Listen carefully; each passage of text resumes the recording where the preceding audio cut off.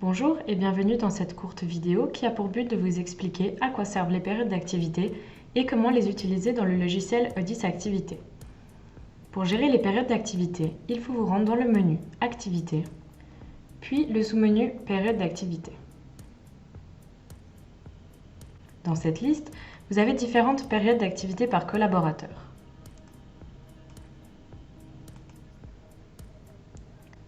Si vous groupez par collaborateur, vous pouvez voir que certains n'en ont qu'une, d'autres plusieurs.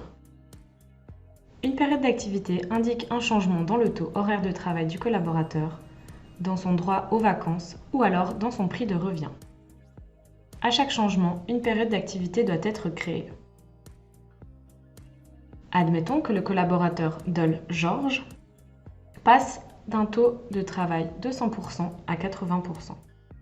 Pour cela, il est important de créer une nouvelle période d'activité. Vous devez donc cliquer sur le bouton droit de la souris, puis Nouveau. Sélectionnez le collaborateur, puis choisissez la date à laquelle la personne commence son nouveau taux de travail.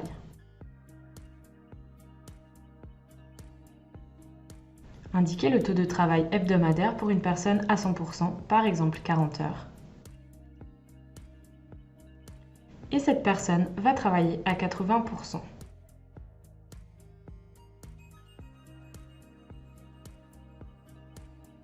Vous avez le choix de répartir ces heures soit sur tous les jours de la semaine, soit indiquer le temps de travail réel du collaborateur par jour.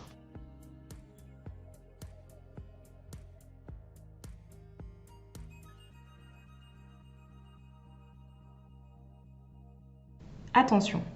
Si vous répartissez le temps de travail réel par jour et qu'un jour férié tombe le jour où le collaborateur ne travaille pas, il ne bénéficiera pas du jour férié. Par contre, si vous répartissez le temps sur tous les jours, dans ce cas, le collaborateur aura droit à une partie de temps férié, soit 6h40. Ensuite, indiquez le nombre de jours de vacances par année. Admettons que vous lui donnez 20 jours par année.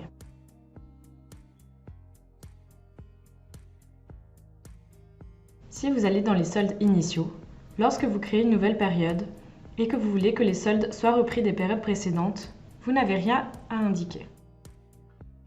Cependant, si vous voulez forcer des soldes initiaux au début de cette période, vous devez les indiquer ici. Par exemple, 2 heures supplémentaires et un jour de vacances à 8 heures par jour.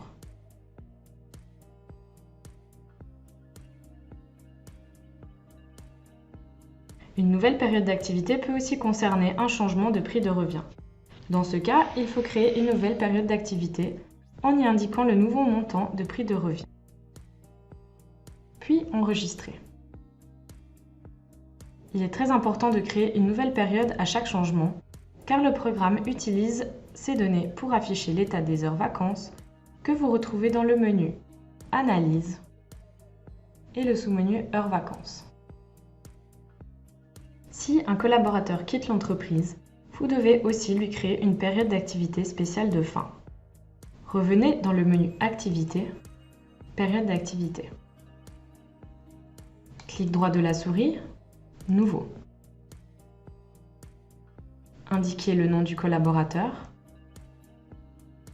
puis indiquez la date à laquelle il ne sera plus dans l'entreprise. Par exemple, s'il s'en va le 31 août, indiquez alors qu'au 1er septembre, il sera en fin d'activité.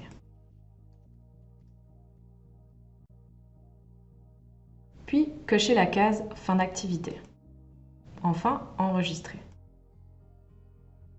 Cette vidéo est maintenant terminée. Merci et à bientôt.